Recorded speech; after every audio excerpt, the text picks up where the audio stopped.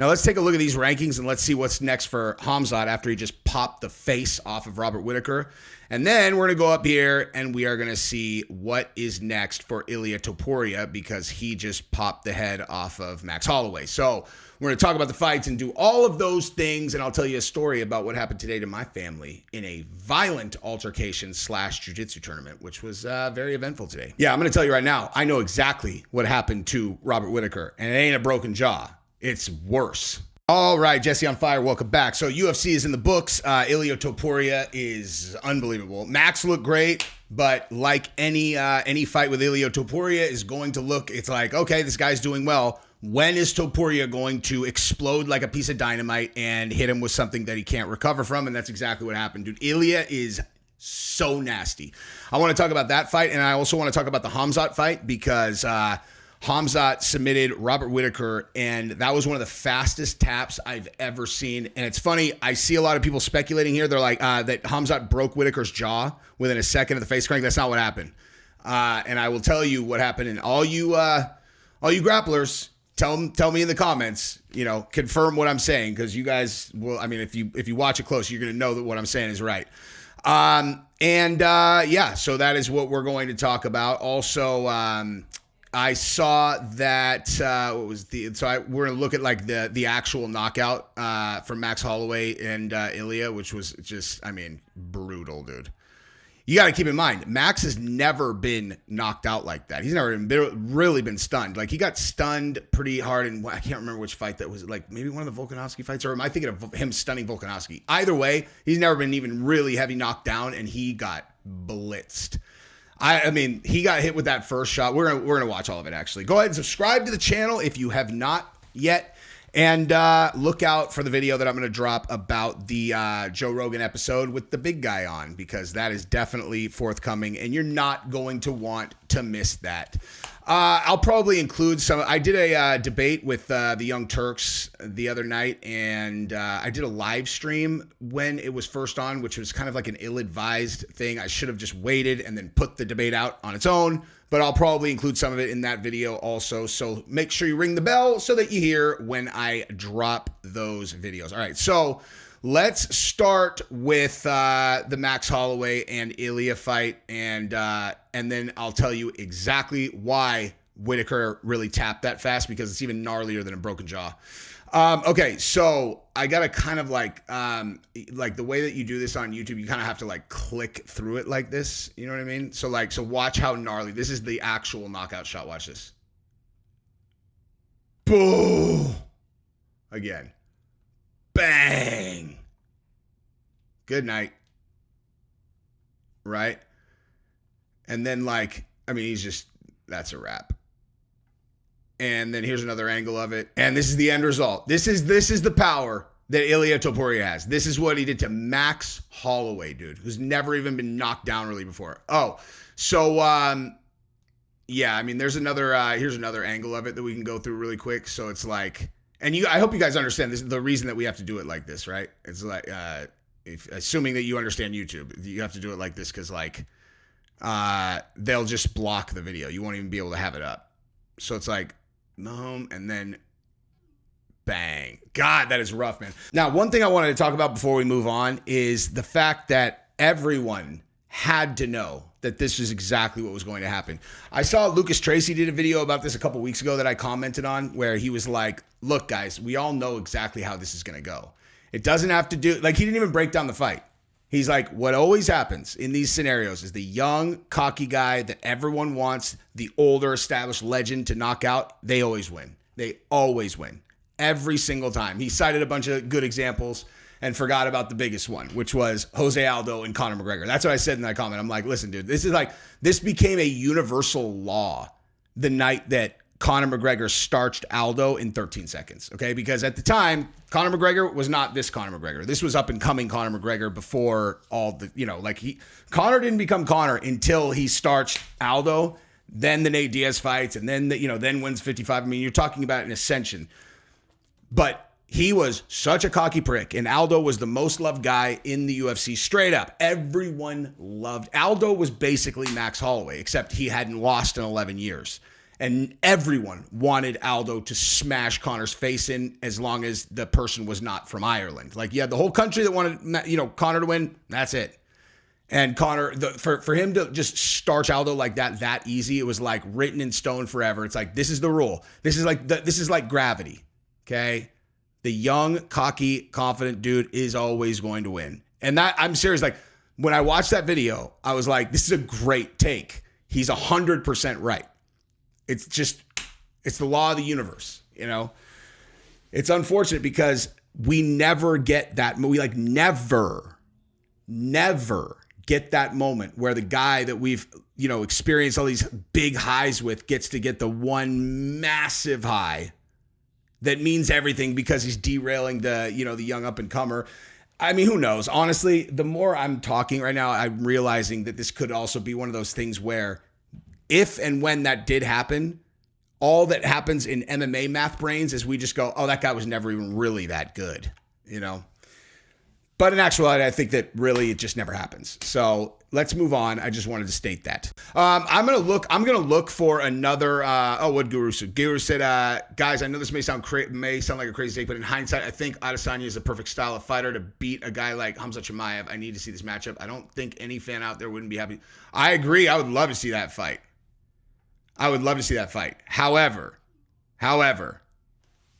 if anybody thinks that that's a good fight for Izzy, they're smoking crack. Just go watch the fight with go watch UFC 271 with Whittaker against Israel Adesanya. Look at the success Whittaker had getting Israel Adesanya on the ground, dude. This is just seems almost like an obvious thing to say. Whittaker has much better defensive jiu-jitsu than Izzy. Izzy just got choked by Dricus on a super weird sequence. If you put Khamzat on his back, Khamzat is going to strangle him. Not that he strangled him this time, because what he actually did is he put, spoiler, he put the blade of his wrist into his teeth, okay? Now, if you've ever felt that in training, or, I would hope that there are very few people who have actually felt that, like in a full throttle fight. But if you even felt it in training where someone that you train with and you trust applies even a little bit of pressure to that, where they've got just the straight blade across your teeth, you can feel, you're like, oh my God, that feels like he's going 20%. That's exactly what you're looking at right here. Okay. Not there, right here. In this finish, he is going to slide this right across. Watch this. Bang. It's right in his mouth, dude. See? Okay, look at this. Let me zoom in on this for you guys. That is the blade of his wrist straight into his teeth. Okay, and then he moves and he squeezes, and you're talking about a level of pressure on your teeth. Look at that. Okay, the reason why he has it straight across the mouth like that is because look at that. Look at that. That's this right there. The hardest part of your wrist. Okay, right there in the teeth, and then he's squeezing it like a rear naked choke. That is going to pop his teeth in half, right? Like, seriously, he's going to shatter his teeth. That's why he's just instantly tapping. Absolutely instantly. Because he's like, there's nothing, no reason to try to fight this. Like, my teeth are not going to survive, So that was unbelievable from Khamzat. I'm jumping around. I want to come back to that. I still want to talk about this, though, dude. All right, actually, I just saw Guru talking about something, so I just clicked on. I want to see what his takes are and then all that. So he said, 2 things to say after what? How many followers does he have on Twitter now, dude? He's on it. 68,000. Good for him, dude. I don't give a fuck. People can say he talks shit to people. This dude grinds. There are no shortcuts to success on these platforms. That's just the bottom line. Like, anybody, you can go buy followers, you can do whatever. That shit, like that, it doesn't work. Okay? Like, there might be little cheat codes here and there, but the only way to be successful is to grind. Period. Anybody asks me about YouTube, I always say that. I'm like, listen, dude, I had 1,000 videos before I even caught a little bit of traction on YouTube. Anyway, I don't know what I'm talking about. All right, so I have two things to say after what I just witnessed when Ilia Topuria KO'd Max Holloway. I don't want to see Ilia Topuria against Alexander Volkanovski too, and give that man the BMF belt. He's literally the most savage in the UFC right now. I mean, I agree. I'm uninterested in that Volkanovski fight also, but only because I'm basically taking for granted it's going to go exactly the same way. You know, like it's a hard sell for me, given that Volkanovski has gotten knocked out twice in a row, that like that's going to be the guy that's going to come in and deal with that dude. You know what I mean? He's the most deadly fighter in the UFC roster. Current knocks out Max Holloway brutally in the third after making his reads. Holloway knocked out for the first time in his career. He's a monster. Bringing savage. Yeah, dude, he's unbelievable. He is unbelievable. Ilia Topuria. Much better round for Ilia. Oh, okay, so now he's just talking about the round. Let's see what he said about Khamzat. What do you guys think broke Whittaker's jaw? Because it wasn't the squeeze. No, he didn't break his jaw. So Khamzat said that the jaw's broken. Did they actually confirm? Hang on, let's see. Did they confirm? Because I'm telling you right now, he tapped to like blade to the teeth.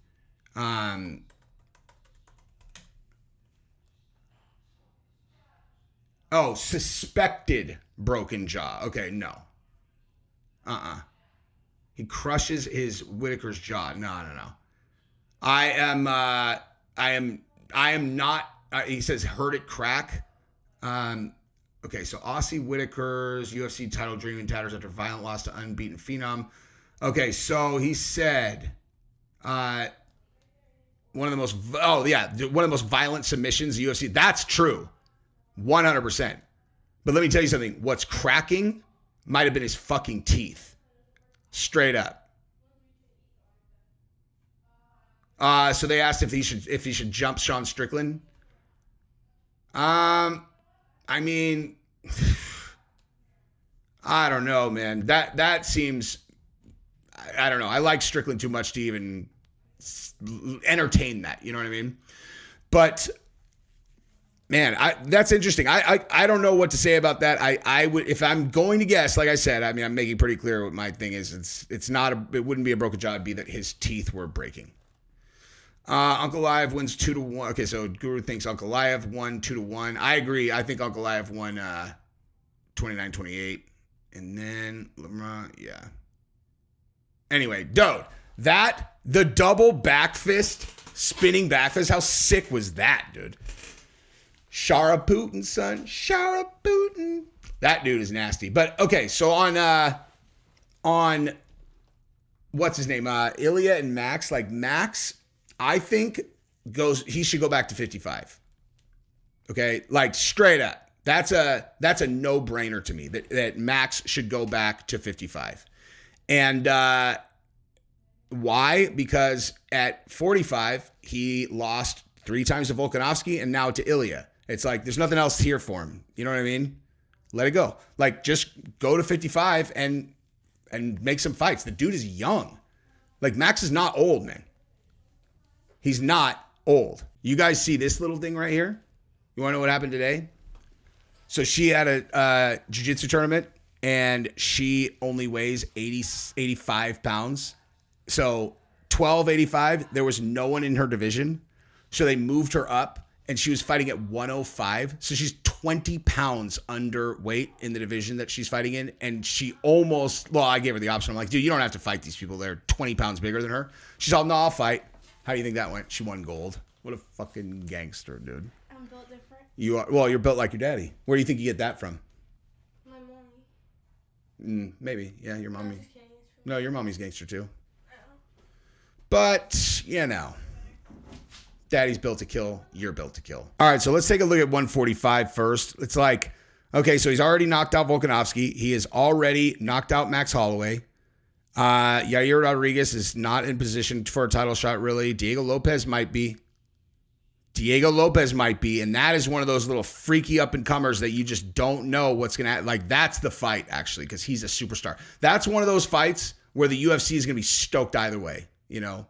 Either Ilia is going to cement himself as, like, the guy, right? Or you're going to get another guy, like, and a really, really special, big, huge superstar in Diego Lopez. But you look around the rest of this division, man, and it's kind of like, geez, there's like, I mean, this is going to be a division that gets cleared out fast. If Ilia does take on Diego Lopez and he starches him, like I said, I mean, he's gonna clear this division out fast, is all I'm saying. You know, if Arnold Allen can win a couple in a row, he could probably get a title shot. But man, that guy he's gonna have a great run, is all I'm gonna say about that. Now, as far as Khamzat, so Khamzat just beat the number 3 guy, obviously, in Robert Whittaker. And as I talked about earlier, when it comes to Israel Adesanya, man, I hate that matchup for Izzy, dude. I hate that matchup for Izzy. Izzy is a specialist. He's good other places. You know, you watch him like do jiu-jitsu with like Logan Paul and he just submits him instantly, but you're talking about a completely different ball. You're talking about Khamzat Chimaev. Like, being able to submit someone who's not super heavy into jiu-jitsu is a completely different universe from being able to defend against potentially the greatest wrestler in the UFC. Probably, actually, I think we could just say that. He's the best wrestler in the UFC. Matter of fact, I'm just going to close on that. Who has ever been a better wrestler in the UFC, like a more dominant wrestler in MMA than Khamzat Chimaev? And I'm not talking about what their wrestling pedigree was. I'm not talking about like how they did, you know, in the Olympics or any of that. I'm talking about applied to mixed martial arts. Who is a more dominant wrestler than Khamzat Chimaev ever? I mean, I'm serious. Who has applied wrestling in a more devastating and effective fashion ever in the history of UFC than Khamzat Chimaev? You guys tell me. I'm very curious to hear what you guys think. All right, that is what we've got for today. Go ahead and subscribe to the channel. Ring the bell. Look for my video coming on the Rogan and Big Guy episode, because that's going to be awesome. And yeah, I will include a lot of my debate with Jank Uger in that one as well. So look for that. I love you guys. Bye-bye.